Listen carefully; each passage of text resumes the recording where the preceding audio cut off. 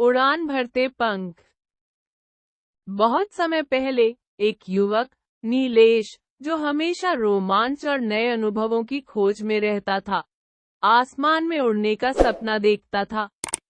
उसे पक्षियों की उड़ान बहुत आकर्षित करती थी और वह सोचता था कि यदि वह भी पक्षियों की तरह आसमान में उड़ सके तो उसकी दुनिया बहुत अलग होगी।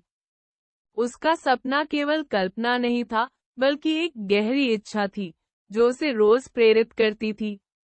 वह मानता था कि आसमान की ऊंचाइयों में कुछ अद्वितीय और शक्ति है जिसे वह महसूस करना चाहता था। नीलेश का सपना केवल एक विचार नहीं था, बल्कि उसने ठान लिया था कि वह एक दिन उड़ने के लिए किसी तरीके से आकाश में पहुंच सकेगा।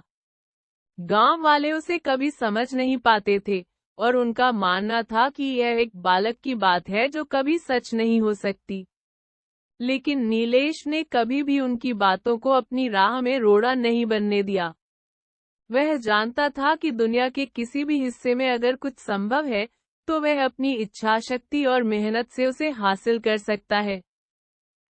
एक दिन उसने सुनी एक अजीब सी कहानी एक पुराने यात्री से, जिसमें बताया गया था कि एक दूरस्थ पर्वत की चोटी पर एक जादुई पक्षी रहता है जो किसी भी व्यक्ति को अपनी शक्तियों से उड़ने की क्षमता दे सकता है। यह कहानी नीलेश के दिल में गहरी छाप छोड़ गई और उसने फैसला किया कि वह उस पर्वत की चोटी तक पहुंचेगा और उस जादुई पक्षी का सामना करेगा। इस कहानी ने उसे और भी प्रेरित किया कि यदि वह उस पक्षी से मिल सकता है तो वह अपनी उड़ान को असलियत में बदल सकता है। नीलेश ने अपनी यात्रा शुरू की। रास्ता कठिन था, घने जंगल, तेज हवाएं और खड़ी चढ़ाई। लेकिन नीलेश के भीतर साहस और दृढ़ निश्चय था। वह गिरा, लेकिन फिर से उठ खड़ा हुआ और अपनी यात्रा जारी रखी। उसकी आंखों में एक स्पष्ट उद्देश्य था, उड़ान भरने की चाह। उसकी राह में आ रही कठिनाइयां उसकी इच्छा शक्ति को और मजबूत बना रही थी, और उसे यह एहसास हो रहा था कि संघर्षों से ही असली सफलता मिलती है। कई दिनों की कठिन यात्रा के बाद नीलेश उस पर्वत की चोटी तक पहुंच गया। वहां उसे एक शानदार पक्षी दिखाई दिया, जिसकी आंखों में गहरी चमक थी और पंखों से ऊर्जा की लहरें निकल रही थी। नीलेश ने उसे देखा और विनम्रता से कहा, क्या आप मुझे अपनी शक्ति दे सकते हैं ताकि मैं भी आसमान में उड़ सकूं?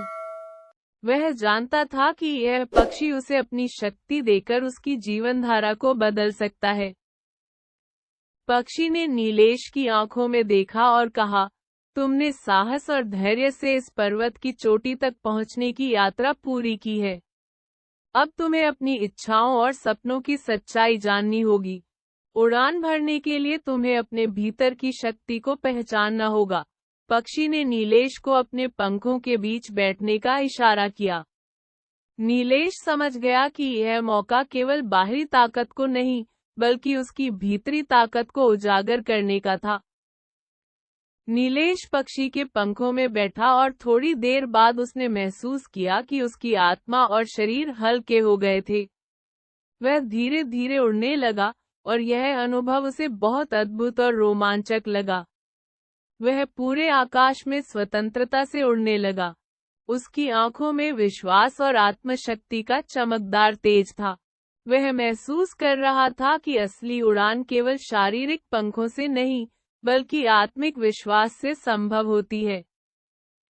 लेकिन जैसे ही वह उच्च आकाश में उड़ रहा था, उसने देखा कि उड़ान की असली ताकत केवल शारीरिक पंखों में नहीं होती, बल्कि मन के पंखों में होती है। असली उड़ान तभी संभव है जब हम अपने डर और संकोच को पीछे छोड़कर खुद पर विश्वास करते हैं।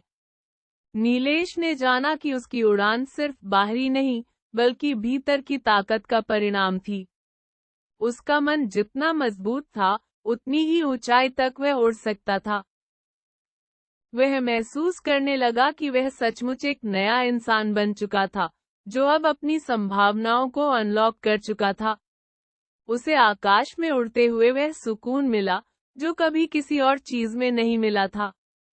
अब उसे यह समझ में आ गया था कि उड़ान केवल शरीर की नहीं, बल्कि आत्मा की स्वतंत्रता है।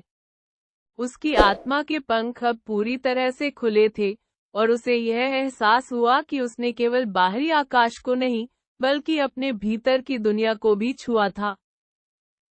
जब वह वापस जमीन पर आया, तो उसने महसूस किया कि अब उसे अपनी जिंदगी को एक नई दिशा में निडर होकर जीने की ताकत मिल चुकी थी।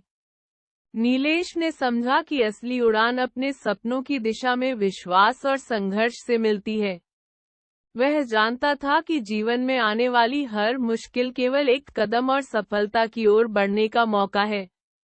उसकी यात्रा अब समाप्त हो चुकी थी, लेकिन यह एक नई शुरुआत का प्रतीक बन चुकी थी। अगर आपको वीडियो पसंद आई है तो हमारे चैनल को सब्सक्राइब कर दो